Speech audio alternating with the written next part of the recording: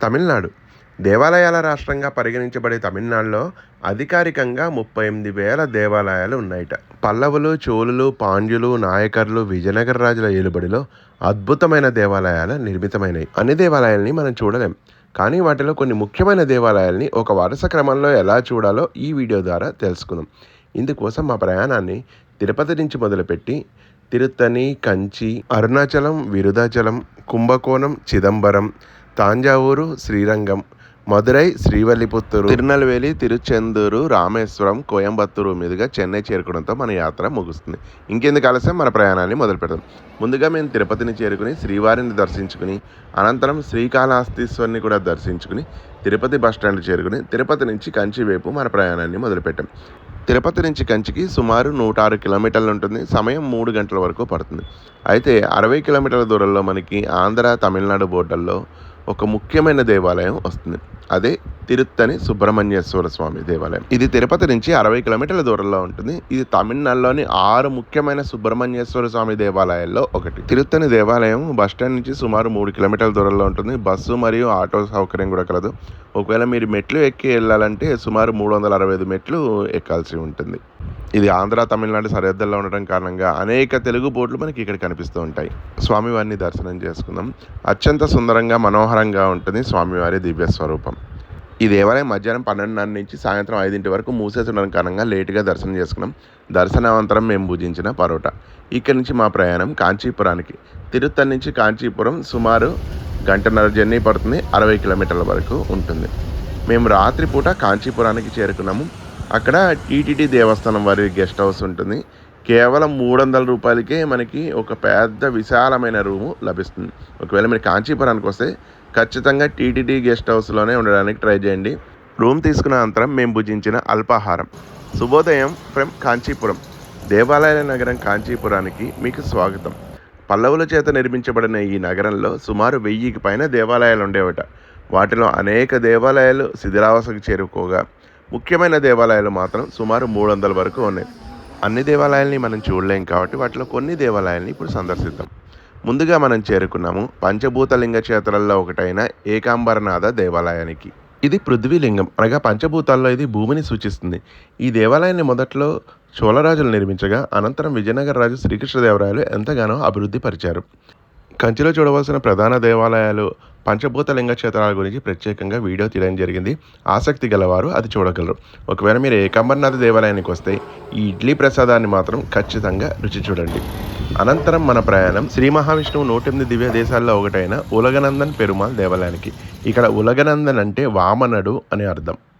మనం ఆ దేవాలయానికి చేరుకున్నాం. కంచిలో మొత్తం 15 వైష్ణవ దేవాలయాలు ఉంటే ఆ 15 దివ్య దేశాలే. ఈ దేవాలయాన్ని మొదట పల్లవులు నిర్మించగా అనంతరం చోళులు, నాయకర్ రాజులు, విజయనగర రాజులు అభివృద్ధి పరిచారు. ఇక్కడ స్వామివారు సుమారు 35 అడుగుల ఎత్తులో ఉంటారు. అనంతరం మనం దర్శించబోయే ముఖ్యమైన క్షేత్రం శ్రీ కంచి కామాక్షి అమ్మవారు. ఇక్కడ అమ్మవారు శక్తిపీఠం కూడా. ఇక్కడ తమిళనాడులో మనం గుర్తుంచుకోవాల్సిన ముఖ్యమైన విషయం, తమిళనాడులోని దేవాలయాలన్నీ ఉదయం 5:30 గంటల నుంచి మధ్యాహ్నం 12:30 గంటల వరకు మాత్రమే తెరిచి ఉంటాయి. అనంతరం తిరిగి సాయంత్రం 4 లేదా 5 గంటల నుంచి రాత్రి 8:30 లేదా 9:30 వరకు తెరిచి ఉంటాయి. ఇప్పుడు కామాక్షి దేవాలయం దర్శనం అనంతరం మనం చేరుకున్నాము కంచిలోనే మొట్టమొదటిగా నిర్మించబడిన కైలాసనాథ దేవాలయం. దీన్ని పల్లవ రాజులు ఇసుక రాయితో నిర్మించడం జరిగింది. ఎంతో రమణీయంగా, చాలా అందంగా ఉంటుంది ఈ దేవాలయం. అండ్ ఇది వరల్డ్ హెరిటేజ్ సైట్ కూడా ఈ దేవాలయం. అండ్ కంచికి ఇది దూరంగా ఉండడంతో చాలా వరకు ఆటో వాళ్ళు దీన్ని స్కిప్ చేయాలని చూస్తూ ఉంటారు. వీరు మాత్రం ఖచ్చితంగా కంచికి అయితే ఈ దేవాలయాన్ని తప్పకుండా సందర్శించండి. అదేవిధంగా మీరు ఒకవేళ కంచిలో ప్రయాణించాలనుకుంటే అన్ని దేవాలయాల సందర్శనకి ఆటో వాళ్ళు సుమారు 700 నుంచి 800 వరకు ఛార్జ్ చేస్తారు. అనంతరం మన ప్రయాణాన్ని కంచిలో అతి ముఖ్యమైన దేవాలయమే శ్రీ వరదరాజ పెరుమాళ్ దేవాలయం. మన తెలుగు వాళ్ళకి వరదరాజ పెరుమాళ్ అంటే చాలామందికి తెలియదు. బంగారు బల్లి, వెండి దేవాలయం అనగానే మనకి అందరికీ టక్కును గుర్తొస్తుంది కదా, అదే ఈ దేవాలయం. ఇది కూడా దివ్యదేశమే. విశిష్టాద్వైత సిద్ధాంతకర్త అయిన శ్రీ రామానుజాచార్యుల వారు ఈ దేవాలయంలోనే చాలా కాలం వరకు నివసించారు. ఈ దేవాలయాల కుజ్యాల మీద ఉన్న పురాతనమైన చిత్రాలు. ఇక్కడ స్వామివారి దివ్య స్వరూపం ఎంతో రమణీయంగా చూపరలను కట్టివేసే విధంగా ఉంటుంది. ఈ దేవాలయం యొక్క మరో ముఖ్యమైన విషయం ఈ కోనేరు.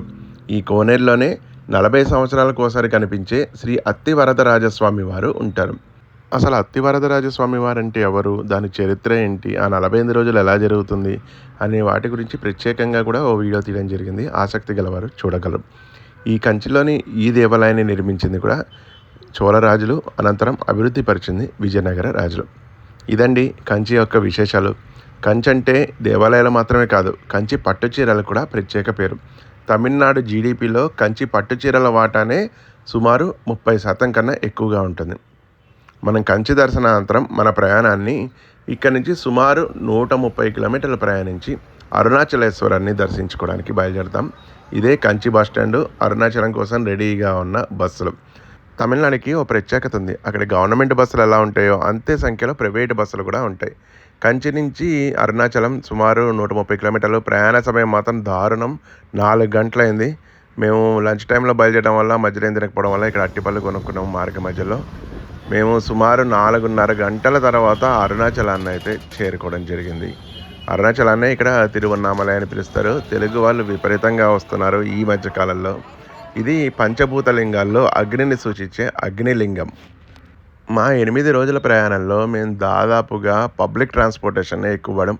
అంటే మా ప్రయాణ ఉద్దేశం కూడా ఒకవేళ మేము తమిళనాడుని పబ్లిక్ ట్రాన్స్పోర్ట్ ద్వారా ఎంతవరకు దర్శించగలం, అంటే ఆ పాసిబిలిటీ ఎంతవరకు ఉందని టెస్ట్ చేయడానికి మేము ఈ జర్నీని కూడా చేసాం. అరుణాచలం చేరుకున్నాక అక్కడ ఫ్రెషింగ్ రూమ్స్ ఉంటాయి మనకి ఫ్రెష్ అప్ అవ్వడానికి. లగేజ్కి 50 రూపాయలు తీసుకున్నారు. ఫ్రెష్ అప్కి మాత్రం మనిషికి 10 రూపాయలే తీసుకున్నారు. ఆలయం విపరీతంగా రద్దీగా ఉంది. స్వామివారిని ఒకసారి దర్శనం చేసుకుందాం. ఓం శ్రీ అరుణాచలేశ్వరాయ నమః. అరుణాచలం అనగానే అందరికీ గుర్తొచ్చేది గిరి ప్రదక్షిణ. అయితే సమయాభావం వల్ల ఆ ప్రయాణం ఇంకా ఉండడం వల్ల మేము చేయలేదు. దైవ దర్శనం అనంతరం మేము భుజించిన పలాహారం ఇక్కడ అమృతం అని నూతనంగా స్థాపించిన తెలుగువారి హోటలే ఉంది. ఒకవేళ మీరు అరుణాచలం వస్తే దీన్ని కూడా రుచి చూడండి. అనంతరం ఇక్కడి నుంచి 40 కిలోమీటర్ల ప్రయాణించి మేము తిరుక్కోయిలూరు చేరుకున్నాము. తిరుక్కోయిలూరు చేరుకునేసరికి రాత్రి 9:30 అయింది. ఇక్కడే రాత్రి బస్ చేసాము. ఇదే శ్రీ రఘోత్తమ తీర్థుల వారి బృందావనం. శుభోదయం ఫ్రమ్ తిరుక్కోయిలూరు.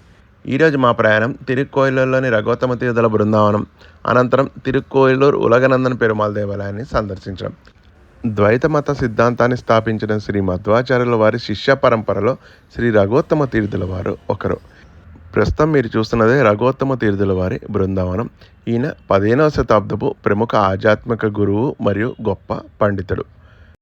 బృందావనం దగ్గరలోనే ఉన్న తేనిపెని నది. మా ప్రయాణం డిసెంబర్లో జరగడం కారణంగా, డిసెంబర్లో ఇక్కడికి వచ్చిన భారీ వర్షాల కారణంగా తమిళనాడులోని నదులన్నీ పొంగిపొర్లుతూ ఉన్నాయి. అనంతరం మా ప్రయాణాన్ని 3 కిలోమీటర్లు ప్రయాణించి తిరుక్కోయిలూరు ఉలగనందన పెరుమాళ్ దేవాలయాన్ని సందర్శించబోతున్నాం. తిరుక్కోయిలూరు తమిళనాడులో ఉన్న ముఖ్యమైన పట్టణము మరియు ముఖ్యమైన దేవాలయాల్లో ఒకటి. ఇది కూడా 108 మహావిష్ణువు దివ్య దేశాల్లో ఒకటి. ఉలగనందన పెరుమాళ్ అంటే మనం ఇంతకు ముందే చెప్పుకున్నాం కదా, వామనమూర్తి దేవాలయం. ఇప్పుడు సమయం ఉదయం 7:30 గంటలు. దేవాలయాన్ని ఇప్పుడే తెరవడం జరిగింది. తమిళనాడులోని శ్రీ మహావిష్ణువు యొక్క భక్తుల్ని ఆళ్వార్లు అని పిలుస్తారు. వారు ఏ దేవాలయాన్ని సందర్శించారో ఆ దేవాలయాలు దివ్య దేశాలయ్యాయి. అలా మొత్తం 108 దివ్య దేశాలు మన భారతదేశంలో ఉన్నాయి. అందులో 100కు పైగా దివ్య దేశాలు తమిళనాడులోనే ఉండడం విశేషం.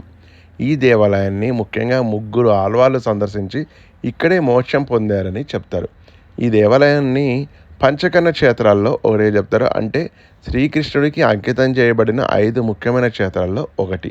ఇక్కడ స్వామివారు బలిచక్రవర్తిని తన పాదంతో తొక్కుతున్నట్టుగా, ఇంకో పాదాన్ని ఆకాశం వైపు చూపుతున్నట్టుగా ఉన్న భారీ విగ్రహం ఇది. ఈ దేవాలయాన్ని కూడా చోళులు నిర్మించగా అనంతరం విజయనగర రాజులు మరియు నాయక రాజులు అభివృద్ధి పరిచారు. ఇప్పుడు మీరు చూస్తున్న ఈ గోపురం తమిళనాడులోనే 3వ అతిపెద్ద గోపురం. దీని యొక్క ఎత్తు సుమారు 192 అడుగులు. మా దేవాలయ దర్శనానంతరం మేము బస్టాండ్కి చేరుకుని అక్కడే లోకల్ హోటల్లో తీసుకున్న ఇడ్లీ మరియు మసాలా కూడా చాలా రుచిగా ఉన్నాయి. ఇక్కడి నుంచి మన ప్రయాణం సుమారు 60 కిలోమీటర్ల దూరంలో ఉన్న విరుదాచలం.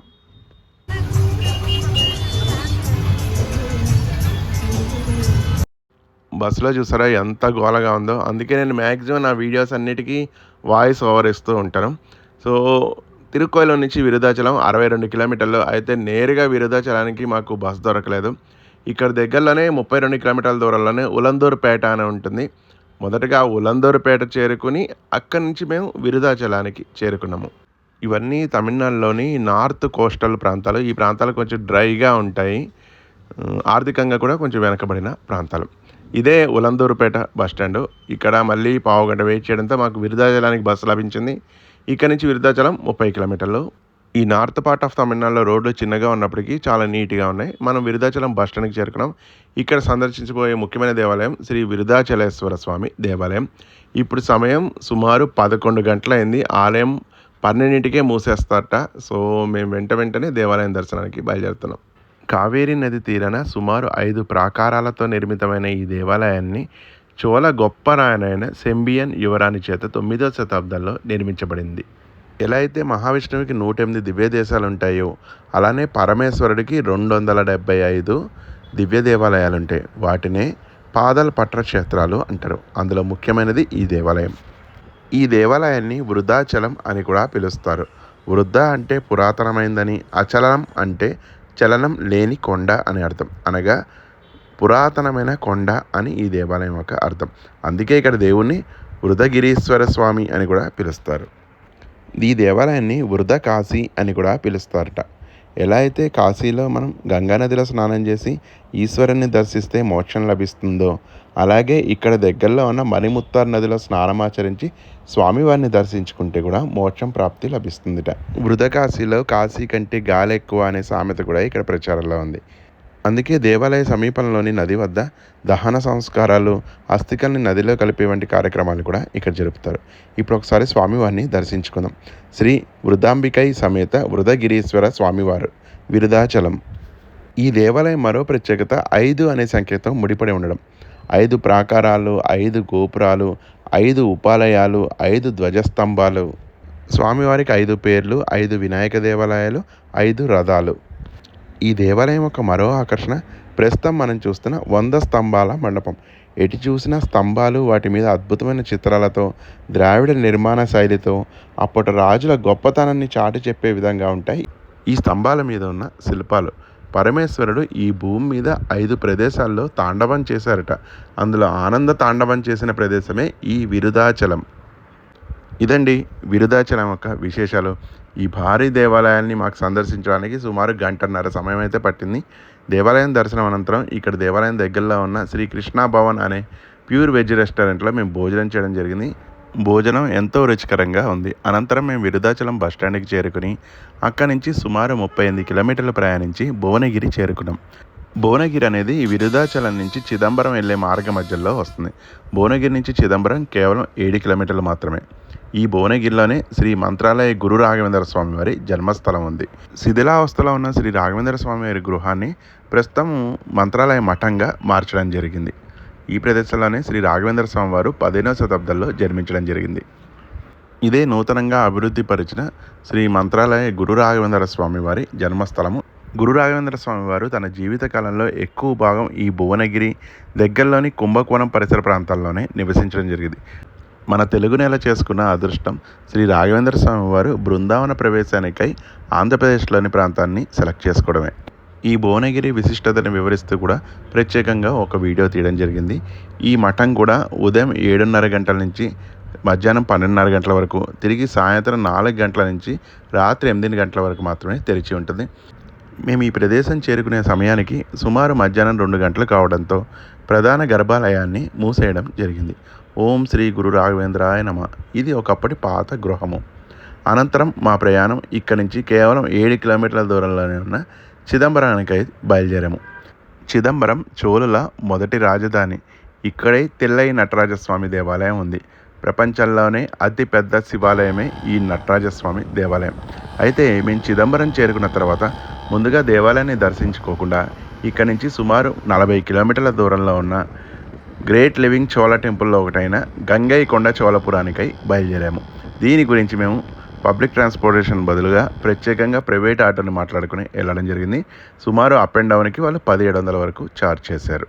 ఇదే గ్రేట్ లివింగ్ చోళ టెంపుల్లో రెండోదైన గంగైకొండ చోళపురం.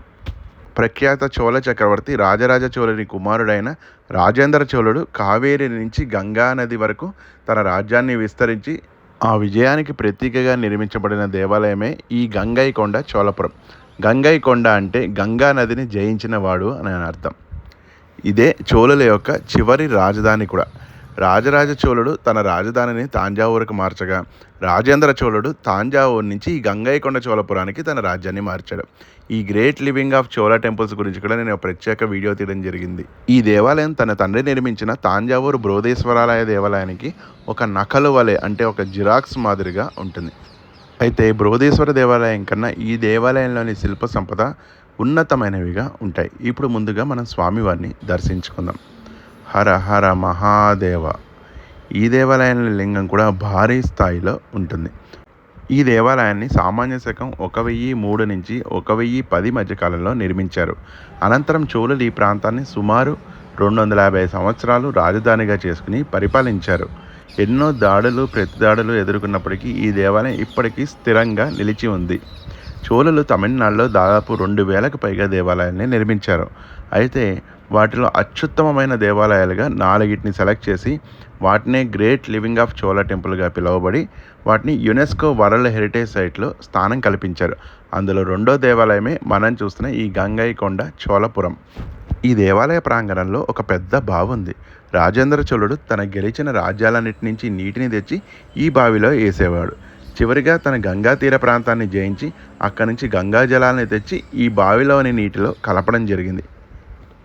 అలా గంగా తీర ప్రాంతాన్ని జయించిన మొదటి దక్షిణాది రాజు కావడంతో ఇతనికి గంగైకొండ అనే బిరుదు కూడా లభించింది. ఇదండి తమిళనాడు దేవాలయాల యాత్ర పార్ట్ 1 యొక్క విశేషాలు. పార్ట్ 2ని మనం చిదంబరంతో మొదలు పెడదాం. ప్రయాణం కొనసాగుతూ ఉంటుంది. ధన్యవాదాలు.